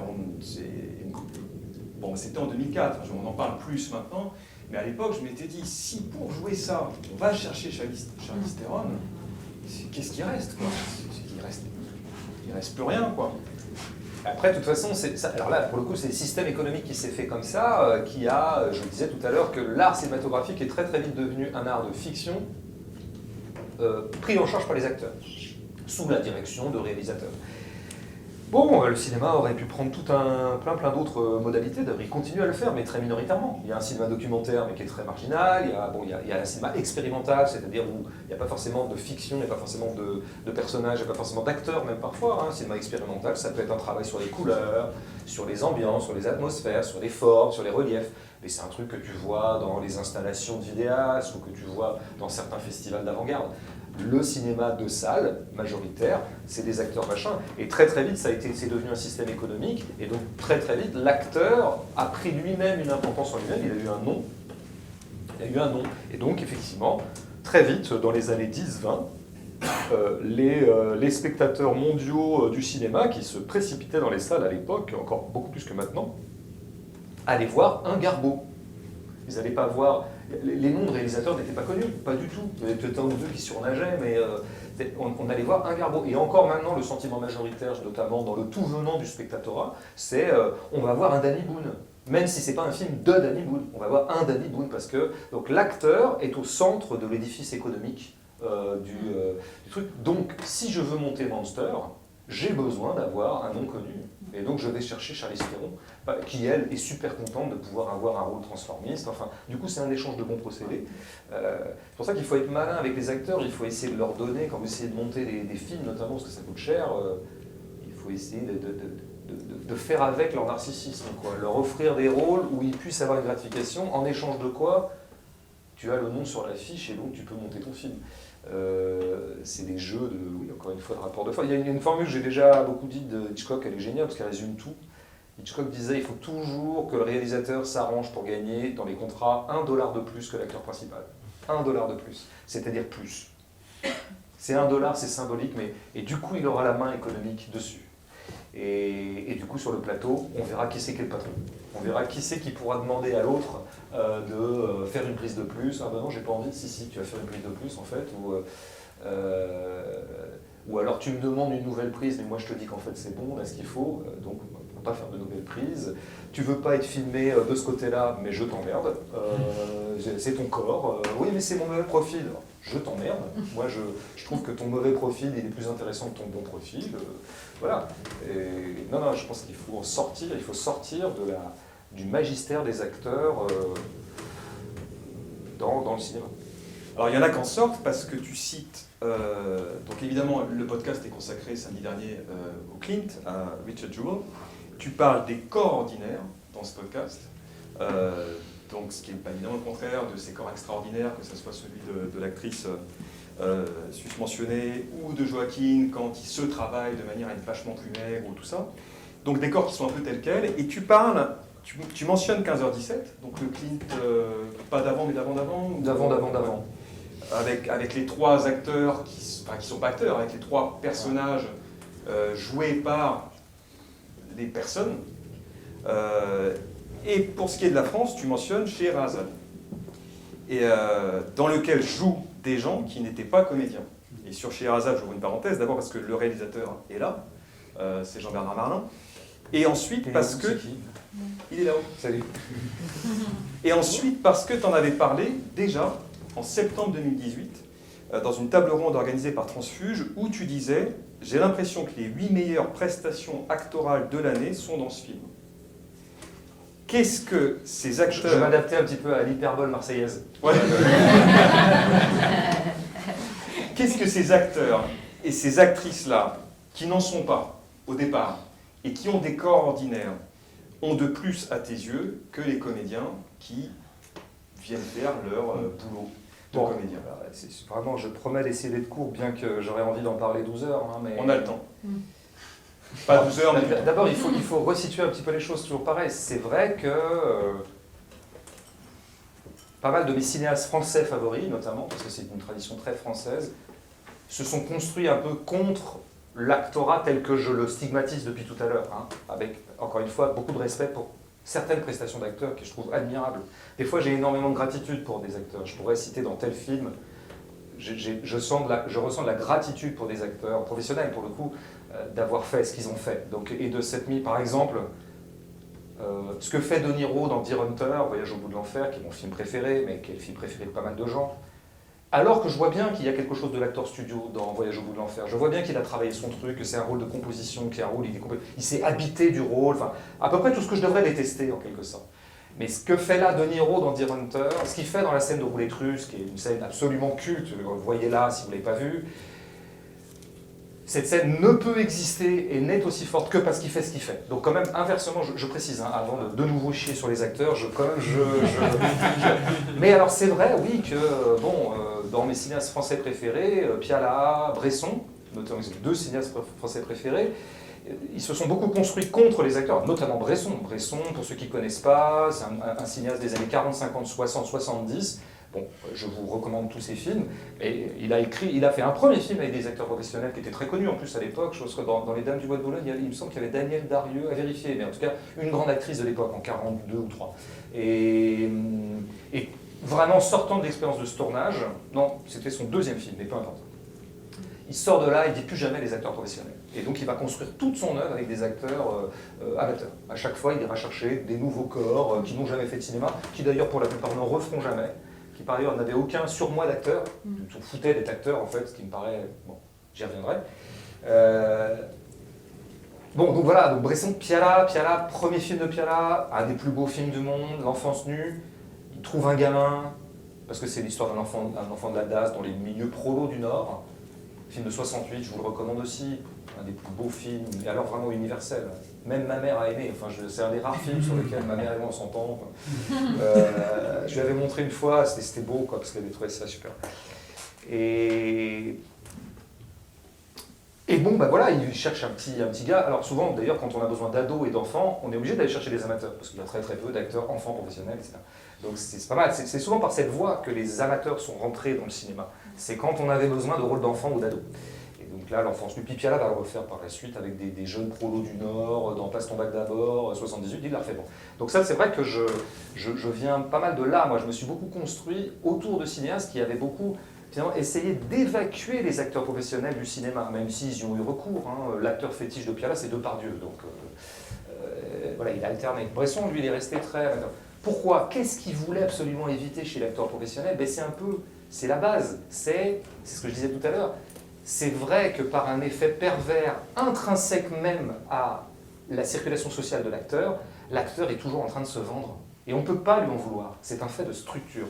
Qu'il soit vaniteux, pas vaniteux, narcissique, pas narcissique, Phoenix ou Matt Damon, qui est mon acteur américain préféré en termes de modestie, tu es toujours en représentation marketing quand tu es acteur. Tu es en train de te valoriser, comme on dit, de valoriser un actif en bourse. C'est pareil, c'est obligé. Avec un amateur, non. Tu auras affaire à quelqu'un qui... Moi, je l'ai vu sur le tournage d'Entre les Murs. Beaucoup de gens nous ont dit « Putain, ils sont vachement bien, les comédiens là-dedans, les petits, là, ils sont... » Je dis « Mais en fait, ils n'avaient rien à vendre. Ils n'avaient rien à vendre. Et ils étaient contents d'être là, ils étaient contents de faire ce qu'ils avaient à faire, ça les amusait beaucoup. Aucun n'avait une perspective de carrière, bien qu'un ou deux, finalement, aient fini par le faire. Mais à l'époque, ils n'avaient aucune perspective. Ils étaient déjà tellement contents de jouer qu'il n'y en a aucun qui se disait « Moi, par ailleurs, j'aimerais bien quand même être repéré comme un bon acteur. Moi, j'ai envie de faire des trucs. » Non, ils faisaient la scène. Ils nous demandaient, mais alors la scène, il y a quoi à faire? Il y a ça à dire déjà, donc tu vas dire ça, puis tu sais, tu es un peu en colère, voilà, puis tu vas aller de là à là, parce que la caméra, ouais, donc tu fais ça, quoi. Et il le faisait. Et je pourrais me dire autant de moi dans le film, je n'ai pas de surmoi d'acteur, donc moi j'avais rien à prouver. Quand j'arrivais sur le plateau le matin, c'était pas genre, putain César, alors comment je pourrais faire un truc pas mal là, un truc vraiment, mais voilà, plein la gueule, quoi. Non, je me demandais, bon, c'est quoi la scène, comment est-ce qu'elle... Ok, comment est-ce qu'on peut la raconter au mieux cette scène? Et hop, on l'a fait, voilà. Et la scène du carnet de correspondance avec Kumba est dingue dans le film. Oui, je resitue. Tu es derrière le bureau, tu lui demandes son carnet, elle ne veut pas te le donner, tu vois, elle bronche, et la scène est d'une justesse. Ça dure un peu, je sais pas, tu te rappelles pas? Ouais, si, je me souviens de la scène. Bah écoute, oui, après. Mais on a Fancy avec celle qui dit qu'elle a rien appris. C'est plutôt une de scènes que j'aime bien, effectivement. Ouais, Mais oui, mais écoute, cette Kumba qui s'appelle pas Kumba. Je parle parce que c'est une vraie scène aussi, parce qu'on a vraiment une scène, pas comme dans les moments de classe qui durent, où il y a un peu tout le monde, tu vois, là on a une vraie scène à deux. En plus totalement écrite, hein, d'ailleurs, donc il n'y a pas le côté impro, mais par contre, je sais pas, c'est peut-être aussi parce que, oui, bien sûr, ça aide pas mal parfois de jouer un personnage qui nous est totalement familier. J'ai été prof, et puis Rachel, qui n'est pas Kumba, elle s'appelle Rachel dans la vie, était élève au moment où on tournait, enfin c'était l'été, mais elle était passée de la 4e à la 3e. Donc bien sûr que ça aide de jouer des trucs qui nous ressemblent un peu. Et puis plein de choses nous aident, la mise en condition du cinéma, je crois que c'est le grand talent de Cantet, ça. Cantet, il invente un dispositif de cinéma qui met à l'aise tout le monde, où vraiment il n'y a pas trop de pression de la caméra, voilà, ça peut jouer. Il y a plein de raisons pour lesquelles effectivement on est arrivé de temps en temps dans ce film à une certaine justesse. Mais vraiment, je mettrais au centre le fait que personne n'avait rien à vendre comme acteur. C'était fondamental. Et je pense, je ne sais pas... le cinéaste, le réalisateur présent nous le dira ou pas. J'ai l'impression qu'à l'époque du tournage, la petite qui joue Sherazade et le petit qui joue Zach avaient rien à vendre aussi. Enfin, je veux dire qu'ils jouent le truc. Bon, après, il y avait ce que j'avais tenté de dire, mais au moment où on parlait de Sherazade à Télétransfuge, là, j'avais essayé de théoriser ce que j'appelais le jeu prolo. Et alors. En fait, je partais de ce qui était un fait psychologique et scénaristique dans le film que j'adore, c'est que les deux, là, on sent bien qu'ils s'aiment, mais ils n'ont pas que ça à foutre de s'aimer. C'est ça que j'expliquais. Et que c'est des prolos. Et qu'est-ce que c'est qu'un prolo? Notamment eux qui étaient des surprolos, parce que pris dans une espèce de misère au carré, ou de précarité au carré, hein, qui sortent de tôle, les putes, bon, ils ont tout un tas de problèmes à résoudre en permanence. Donc ils n'ont pas le temps de se regarder dans le blanc des yeux et de se faire une histoire d'amour, quoi. Et donc du coup, ça devenait aussi un truc d'acteur, ils n'avaient pas les acteurs n'avaient pas trop la place quand même pour avoir leur grande scène de l'acte 3 d'amour, quoi. Et ce qui est magnifique dans ce film, entre autres choses, c'est que du coup l'amour passait, il passait incidemment. Il n'était jamais joué en tant que tel, tu vois, on a joué l'amour. Il était partout et nulle part. Il était dans des gestes, il était dans des petits trucs, bon, jusqu'à la fin où là il y a vraiment presque déclarations. Mais avant ça, et ça me paraît, oui, je me disais, parce qu'ils ont toujours autre chose à foutre que d'avoir une histoire d'amour. Et les acteurs aussi, pas simplement les personnages, eh bien dans la scène, ils avaient tout un tas de trucs à jouer qui faisaient qu'ils n'avaient pas le temps de se poser des fausses questions. Parce que je pense que c'est ça le vrai, peut-être un des aspects de ce que j'appellerais le jeu prolo, quoi. C'est ne pas laisser à l'acteur le temps de psychoter. Ouais, parce que dans L'Homme fidèle, c'est ce qui me vient, là, le Louis Garrel. Voilà, on a le temps de se poser des questions.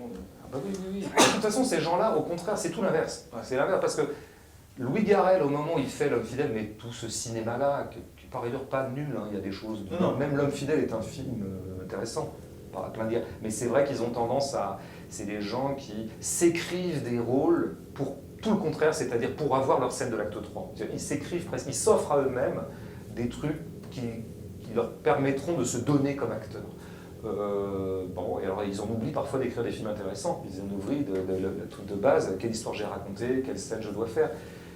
Là, c'est encore l'actorocentrisme. Mais effectivement, moi j'ai pas mal dirigé les amateurs, parce que j'ai fait beaucoup de films avec mon collectif, là, Auton. Donc on a toujours fait jouer que des gens dont c'était pas le métier, à quelques exceptions près. Et donc j'ai quand même une certaine, pas expertise, mais un certain vécu dans la direction d'acteurs amateurs. Et vraiment un truc, mais je le dirais aussi des acteurs professionnels, c'est, je trouve toujours très très très fécond et profitable de les occuper. Et par exemple de leur faire des trucs matériellement qui les occupent. C'est-à-dire que le mec là, par exemple, il va faire une scène de colère, moi j'ai peur, tout de suite quand tu vas faire une scène de colère, j'ai peur que le mec il me sorte le torrent là. Donc, tiens, tu sais ce que tu vas faire là, pendant ce temps, tu vas sortir des trucs du frigo, et tu vas les mettre là, quoi. Et je voudrais que tu les mettes dans l'ordre alphabétique. Plus on complique que c'est. Voilà. Dans l'ordre alphabétique, tu vois un produit, donc par exemple, tu vois la carotte râpée, il faut que tu le sortes avant, je sais pas, lait. Le mec pense qu'à ça pendant la prise, et en même temps, il a un texte à faire. Le texte, il le connaît mécaniquement, donc il va le dire. Il a un texte, il est en train, c'est scène de ménage avec son épouse. Et ben, le voir s'occuper comme ça, je pense que du coup, il joue la colère, il la joue... j'ai l'impression qu'il la joue plus justement. Enfin, je vois, bon, après ça peut complètement foirer comme méthode, le mec pense plus qu'au frigidaire, il oublie son texte, bon. Mais donc je pense que j'ai l'impression qu'on a toujours intérêt sur un plateau de théâtre ou sur un plateau de cinéma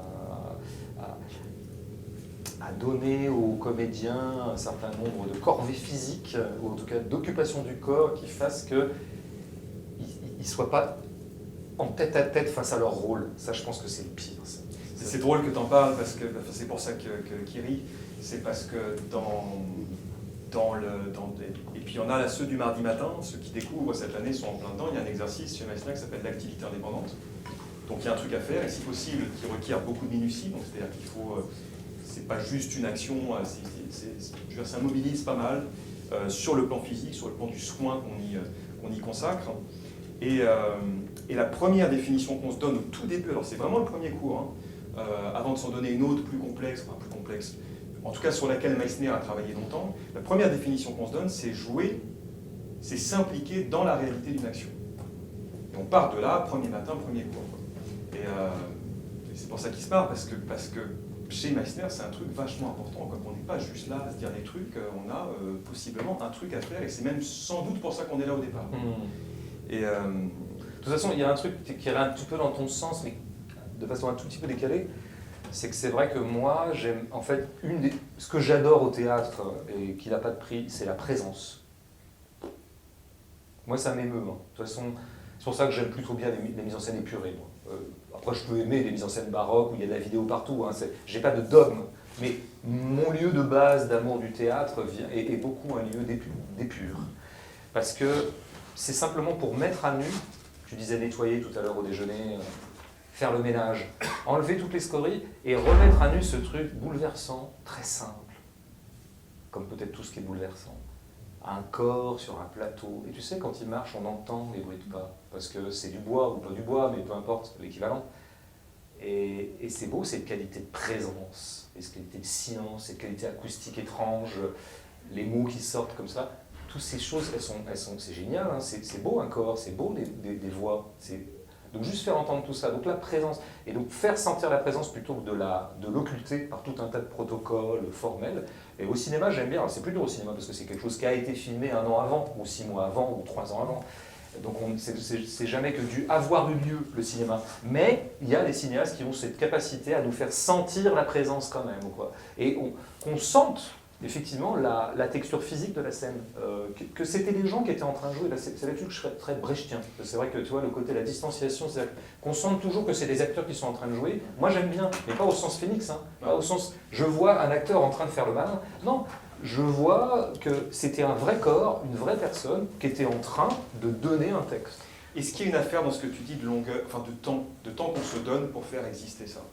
Oui, c'est sûr. De toute façon, tous les grands cinéastes de la présence sont toujours passés par l'idée qu'il fallait dilater un peu le temps, qu'il allait falloir prolonger un peu les plans. Parce que c'est vrai que la meilleure façon de passer outre la matière, c'est le mouvement. Il y a 2 façons de créer du mouvement, du flux au cinéma. C'est les scènes vont très vite. Ou alors, au sein de la même scène, on passe très vite d'un plan à l'autre. Ce qui fait qu'on ne voit plus rien. On explose totalement la présence dans une espèce de kaléidoscope de montage qui peut avoir sa grandeur. Hein. Moi, c'est pour ça que j'aime bien le cinéma d'action américain, par exemple. De moins en moins, parce que je trouve qu'il est vraiment mal en point en ce moment. Mais une scène d'action américaine, c'est une pure construction cubiste de plans. Et ça peut donner quelque chose de génial. Hein. Je veux dire, là, bon. En revanche, il n'y a plus du tout de sentiment de la présence. On est dans autre chose. On est dans la création d'une espèce de réalité, de surréalité par le montage, voilà, qui peut avoir sa beauté baroque. Donc oui, inversement, si tu veux faire sentir la présence, il faut une économie des plans. Et il faut moins de plans. Qu'on reste un petit moment pour que le regard puisse se poser sur quelque chose. Parce que tu as des films où à peine le plan arrive, à peine tu t'es posé sur le truc, déjà le plan est déjà... Ah merde. Dans 1917, il n'y a pas beaucoup de plans. Hein. C'est-à-dire, c'est le problème du plan séquence en steadicam. Parce que le plan séquence fixe, ça va, mais un plan séquence en steadicam, vous voyez jamais rien.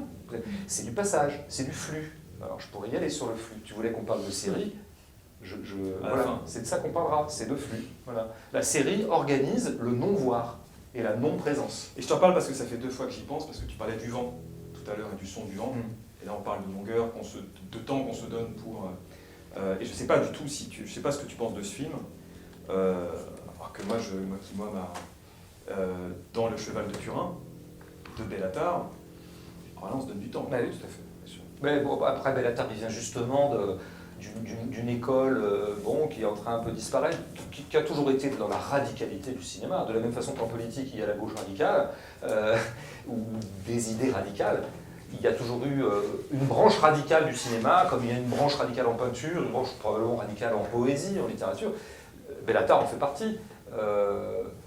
Je citerai aussi des cinéastes comme les Straub et puis d'autres. Ça s'est beaucoup développé dans les années 70, qui sont des grandes années de radicalité politique et formelle. Et donc Bellatar vient de ce truc où oui, je peux imposer, en tout cas proposer, des plans de 20 minutes à des gens et des films de 7 heures.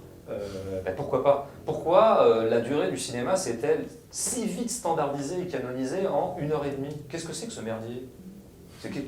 C'est comme en littérature, on n'a pas décrété que les livres devaient faire 153 pages. Il y en a qui font 80, il y en a qui font 2000. La littérature, Dieu merci, parce qu'elle a moins d'enjeux économiques sur elle aussi. Elle subit moins le capitalisme parce qu'elle brasse moins d'argent. Donc elle subit moins les injonctions marketing. Donc du coup, elle a gardé une diversité formelle. Le cinéma, dès 1918, c'était joué, quoi. Un film devait faire 2 heures, en tout cas de 1h30 à 2h30. Donc du coup, ça induisait toute une syntaxe avec des plans plus courts, des scènes plus courtes, un découpage des choses.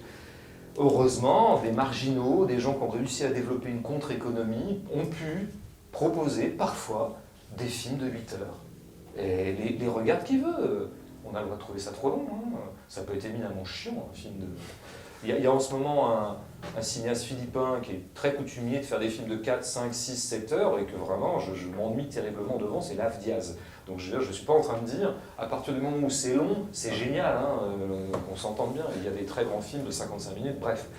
Mais effectivement, Bellatar organise un rapport au temps et un rapport de contemplation et d'observation et de saisie de la présence très particulier. Parce que je pense que c'est quelqu'un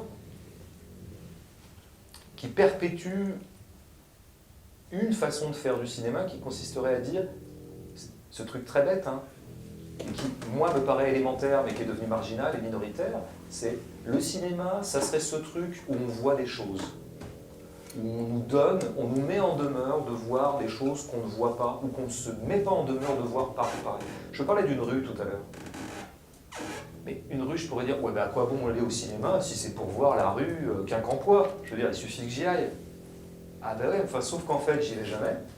Et que tout à l'heure, quand on a fait 50 mètres dans la rue Quincampoix, non, c'est la rue Saint-Martin, c'est la rue Saint-Martin, pour aller déjeuner, on ne s'est pas arrêté pendant 6 minutes pour regarder la rue. Et c'est très rare dans la vie qu'on s'arrête 6 minutes pour regarder une rue, hein, pour juste voir ce qui se passe. C'est très rare, hein. Le cinéma nous donne une condition, un dispositif où on peut regarder les trucs, y compris les plus élémentaires. Et moi, ça reste mon meilleur poste d'observation dans la vie, parce que je m'en veux beaucoup dans la vie de ne jamais me donner le temps ou le dispositif moi-même d'observation. Donc le cinéma me l'a donné. Donc moi, je suis très client que les films me donnent à voir des choses, ou me mettent dans une posture et dans une disposition d'esprit et de corps qui me permettent de prendre le temps de voir. C'est pas du tout la stratégie 90% des films, hein, où je dirais que le but c'est quand même essentiellement, au contraire, de non-voir. De non-voir. 1917 est un film qui vraiment fait tout pour qu'on ne voit rien. Ouais, voilà. Bon, c'est une autre façon de faire du cinéma. Dernière question sur ce thème, et je reviens sur le jeu, parce qu'évidemment ici on est très preneur évidemment de tout ce qui a trait au cinéma, mais tout le monde ici est acteur, actrice. Et dans En c'est guerre... pas grave, hein. Moi aussi j'ai des défauts. Et on ne choisit pas, j'imagine que vous avez échoué dans d'autres métiers. C'est ça qui fait c'est un plan B, j'imagine. Et dans En guerre, à un moment tu parles de justesse. Donc En guerre, ton dernier roman, enfin pour encore quelques mois. Ouais. Dans En guerre, il y a un personnage qui se suicide par le feu, à un moment, et un autre personnage qui s'appelle Romain, prénom que tu aimes bien dans tes fictions, qui vient de découvrir ça, est croisé par une de ses collègues au bureau, et tu nous dis qu'elle ne lui dit pas « tu as l'air tout pâle, qu'est-ce qui t'arrive ?» Elle lui dit pas parce qu'il n'est pas tout pâle. Et tu écris qu'il est beaucoup moins pâle qu'un acteur amené à jouer la découverte de ses faits. Alors pourquoi est-ce qu'il est beaucoup moins pâle qu'un acteur amené à jouer la découverte de ses faits? Oui, je ne me souvenais pas de ce passage, et c'est super que tu sois allé le chercher, ou rechercher, ou tomber dessus. Ben oui. Ben, c'est ça en fait le truc fondamental, c'est que si tu as une morale un peu du réel, si tu attends par exemple d'un jeu d'acteur qu'il restitue quelque chose de l'ordre du réel, il y a 2 réalités que l'acteur peut restituer. Petit a, la sienne propre, c'est-à-dire celle de son corps. Et alors, donc j'aime bien, c'est ça que j'appelle la présence, c'est que moi j'aime bien au théâtre voir le corps de l'acteur, pas du personnage, le corps de l'acteur. Or, il est assez fréquent qu'un acteur propose quelque chose en jeu qui masque complètement son corps. Enfin, et je vais venir après au deuxième truc, je vais essayer de ne pas me perdre, mais j'ai bien en tête. Un truc qu'il faut dire, l'autre jour je travaillais encore avec des amateurs, parce que je suis en train d'écrire un truc à Colmar pour des amateurs qui vont faire un spectacle de fin d'année, tout ça, mis en scène par Mathieu, et donc on commence Mathieu Christiani, et on était dans une première prise de contact, et il y avait une piscine. Non, piscine c'est joué vraiment pas avec pro. Là c'est vraiment un truc qui sera joué à la fin de l'année, ça fait partie des dispositifs que tu peux avoir dans un CDN, mais moi j'adore faire ça. Et donc là on les regardait simplement faire les 30, ils sont 30. Et il y avait une metteur en scène qui était là pour leur donner des exercices qui, moi, me permettaient de les regarder, quoi, de les voir, de dire qu'est-ce que je pourrais construire avec lui, tiens, lui, j'aime bien sa gueule, bon, etc. Je prenais les notes. Et à un moment, Mathieu a dit, parce qu'elle leur veut, à un d'eux, il n'a pas dit à un d'eux, c'était plus à la cantonade parce qu'il voulait incriminer personne, mais c'est marrant, parmi vous, on voit bien qu'il y en a qui, dès qu'ils jouent, ils se planquent. Ça masque totalement ce qu'ils sont. Et c'était très frappant, c'est pour ça que les clubs d'amateurs, j'adore, parce que tout est à nu. Et tu voyais les gens, je pense à un notamment dans ce groupe d'amateurs, dès qu'on lui demandait de jouer quelque chose, il déployait tellement de trésors, de jeux comme ça, de performances, de trucs, qu'on ne voyait plus du tout son corps. Je n'avais plus aucune idée de qui pouvait être ce type et à quoi pouvait ressembler sa voix, etc. Après, on déjeune, sandwich vite fait sur une table, ça, je me retrouve pas loin de lui. Et là, il me parle. Je découvre quelqu'un. Je découvre un corps. Je découvre son vrai corps, qui avait été totalement masqué par toutes ses prestations dans ce truc-là.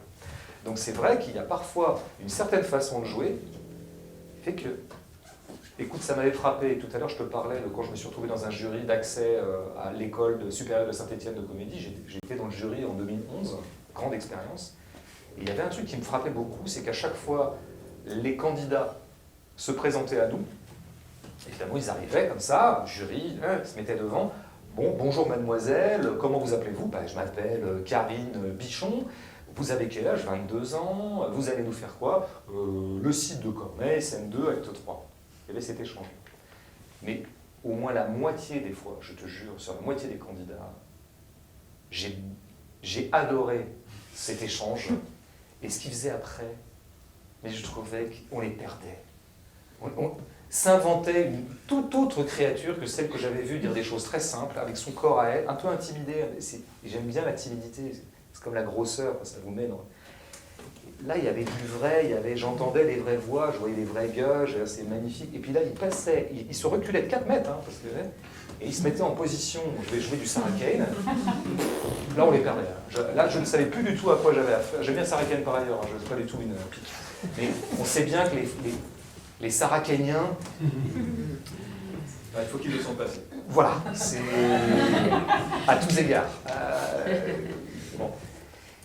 C'est ça qui est dingue. Donc première chose que j'attends de l'acteur, c'est que déjà, moi j'aime bien regarder son corps, et souvent sa façon de jouer absente son corps, et l'absente lui-même, quoi. C'est plus la même voix. C'est marrant, on prend des voix au théâtre qui n'ont rien à voir avec les...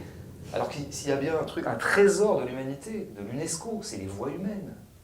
Et souvent au théâtre, pour des raisons aussi acoustiques, parce qu'on est obligé de gueuler, plein de trucs, c'est plus nos voix, quoi. C'est dommage. Il y a une espèce de standardisation des tons, des timbres et des voix au théâtre, alors que dès qu'on trouve les comédiens au café après, on dit « Ah, cette voix-là, elle est super en fait ta voix, parce que là, tout à l'heure, là, je sais pas ce que tu faisais. » Voilà, ça, et la deuxième chose que peut restituer un acteur, c'est nous donner à voir à quoi pourrait ressembler un psychotique, par exemple, s'il en joue un, à quoi pourrait ressembler la colère, s'il joue la colère, à quoi pourrait ressembler une scène de ménage, qu'est-ce que ça voudrait dire une scène de ménage juste, et il me l'a fait voir, ah mais ouais, c'est exactement ça, quoi, putain, c'est ça, en fait, quand on se prend la gueule avec une femme qu'on aime ou un homme qu'on aime. Voilà, alors pour en revenir à la pâleur, ouais, dans ce passage du livre, le héros romain vient d'apprendre un truc dingue, c'est qu'effectivement, Mais il connaît le mec, enfin, il connaît le mec, voilà, c'est le mari de sa maîtresse, enfin, donc il y a un lien comme ça. Et il apprend par le journal que le type s'est immolé par le feu. Quelqu'un rentre dans son bureau, comme tu l'as. Et oui, à ce moment-là, dans la vraie vie, Romain, il n'est pas pâle. Il vient de lire des nouvelles assez dingues, hein, qui va changer sa vie par ailleurs. Enfin, en tout cas, qui va être... Mais non, il n'est pas pâle. Non. C'est-à-dire que, grande leçon, les émotions ne se voient pas toujours. Jouer une émotion, ça ne veut pas forcément dire la donner à voir, ou lui donner une espèce de marque physique. Ça, c'est la grande bêtise de plein d'acteurs. Je veux dire, joue-moi la colère. Ouais, c'est ça. Non, la colère. Et d'ailleurs, c'est beaucoup plus intéressant, la colère froide, la colère rentrée, la colère comme ça, des petits trucs discrets, quoi. C'est très rare que dans la vie, bon, alors il y a des gens qui, au théâtre comme au cinéma, continuent à conclure une scène d'engueulade par un claquement de porte. Je prends le truc caricatural. Où est-ce qu'on claque les portes dans la vie? Alors ça arrive que dans la vie on claque des portes, mais moi je me suis toujours demandé si à ce moment-là, quand il est arrivé que ma sœur claquait les portes quand on s'engueulait quand j'étais petit, alors, quand j'y repense maintenant, je me dis, en fait, elle imitait des acteurs. Lesquels prétendaient imiter des gens, vous voyez, une espèce d'effet de circularité, il se perd totalement le réel, qui fait qu'en général, on part pas en claquant la porte. C'est pas comme ça que ça se passe, quoi. Sauf les gens qui, effectivement, font de... Donc non, Romain n'est pas pâle, donc si moi j'avais à jouer ça au cinéma demain, si j'avais à jouer, moi, pauvre acteur et pas acteur du tout pour tout dire, je pense que je ne ferais rien.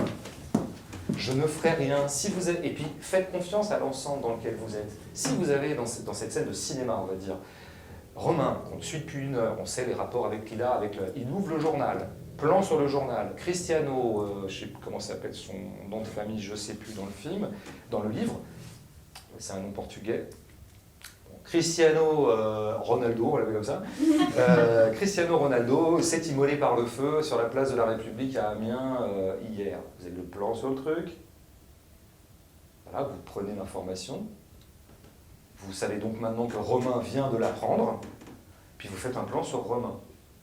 Mais il faut surtout demander à l'acteur de rien faire. Le montage fait le boulot. Le montage fait le boulot. Et donc c'est ça l'intelligence d'un acteur, c'est de savoir dans quoi il est. Dans quoi il est. C'est souvent d'ailleurs un défaut des acteurs de théâtre qui débarquent au cinéma, c'est qu'ils jouent comme au théâtre et ils s'oublient qu'il va y avoir du montage et que les plans vont faire, les montages de plans vont faire sens. C'est le fameux effet Kuleshov que vous connaissez peut-être.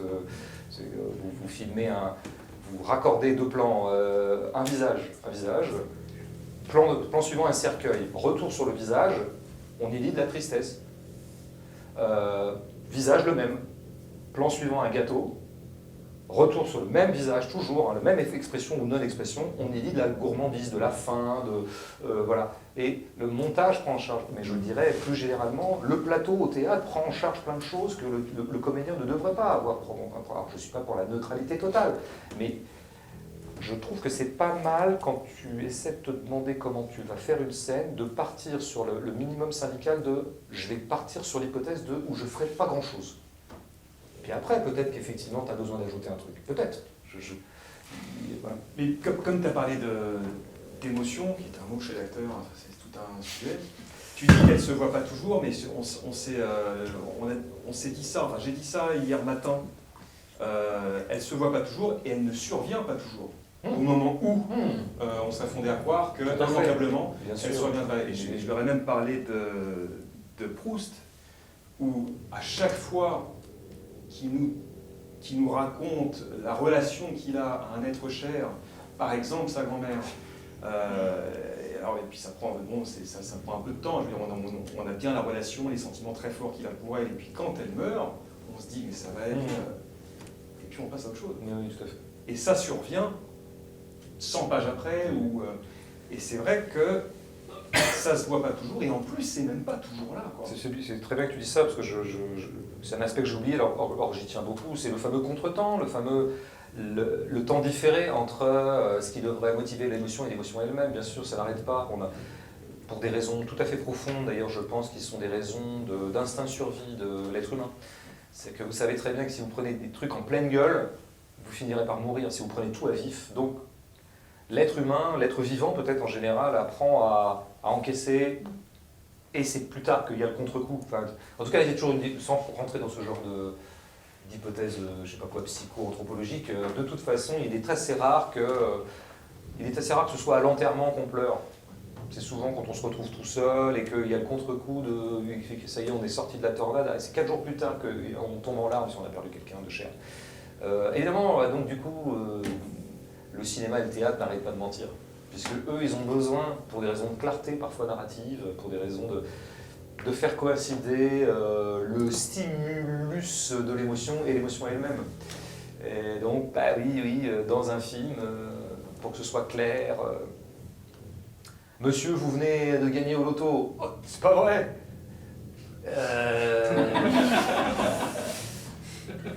Ben oui, c'est beaucoup plus compliqué de dire non mais l'acteur en fait tu dis non là tu réagis pas, plutôt moi ce que je fais beaucoup peut-être presque systématiquement, un peu trop systématiquement dans mes livres notamment, dans mes romans, c'est que j'essaie toujours à ce moment-là, dès qu'il y a des moments d'émotion comme ça, d'inventer un tiers intérêt, c'est-à-dire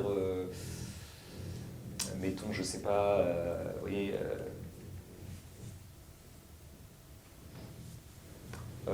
c'est comme ça que je le négocie dans pas mal de moments. Évidemment, ça tue un peu l'émotion parfois.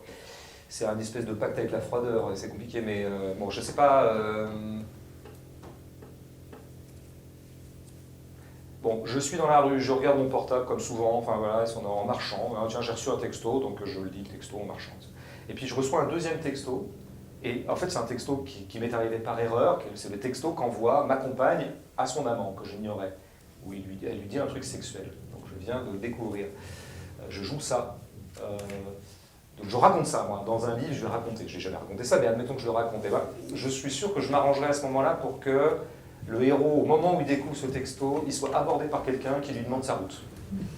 Ça va être un truc comme ça. Ou alors il se passe un truc à côté, ce qui va décaler l'émotion, qui va décaler et résoudre un peu le problème aussi de sa réaction. D'une certaine manière, c'est aussi une diversion. Je me débarrasse un peu de ce truc indémerdable qui est de dire mais comment exprimer l'émotion qui pourrait être véritablement celle du mec qui découvre ce texto au moment. En fait, je pense que c'est injouable, c'est indescriptible, c'est inénarrable. Donc, autant le mettre dans une autre situation qui va dévier.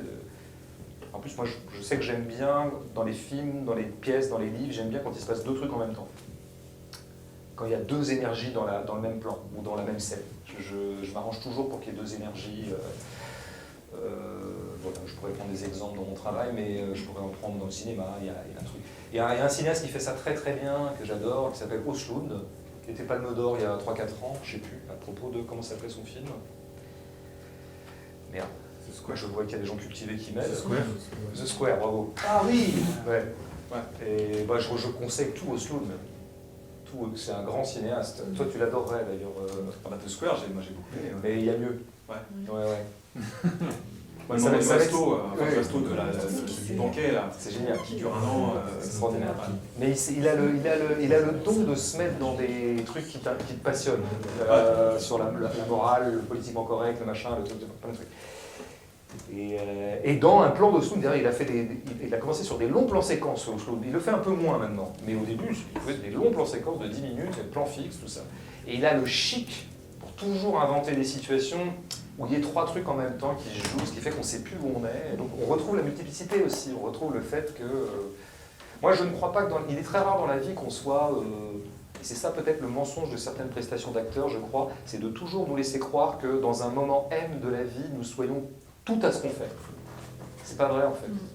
Même au moment où je suis en train de te parler, je suis plutôt concentré sur ce que je dis, quand même. Et je suis plutôt beaucoup avec vous, là. Ce serait compliqué d'être... Et en même temps, une partie de mon cerveau qui des fois rêvasse ailleurs. Enfin, en même temps, il y a plein de choses qui se passent en même temps, comme dirait l'autre. Et donc, rendre compte, la littérature peut rendre compte, je pense, de cette simultanéité, de cette espèce de comprésence de tout un tas d'affects parfois contradictoires dans le même truc. Un jeu d'acteur, la meilleure façon de préserver cette multiplicité de notre vie affective à un moment M, c'est de rien faire. C'est vrai que là, je reviens sur des bases, c'est pas bien de dire ça à des acteurs, mais... Bon, c'est le jeu neutre chez Bresson. Hein. Bresson, c'est ça. Hein. Il y a Lydie, il y a ses acteurs. La voix blanche, la voix plate. Alors, ça fait toujours marrer tout le monde de voir un premier Bresson, hein, parce qu'il se parle. C'est un parler très particulier. C'est presque un parler sans intonation. Ce qui est la mort de l'actorat. Hein. Ce que Beckett a cherché aussi. Tout à fait. Ils sont contemporains d'ailleurs, et ils ont surtout un gros point commun, Beckett et Bresson, c'est que je les adore tous les deux. On prend une petite pause avant la deuxième partie. Merci François. Ouais, tout à l'heure. 10 minutes. Une clope.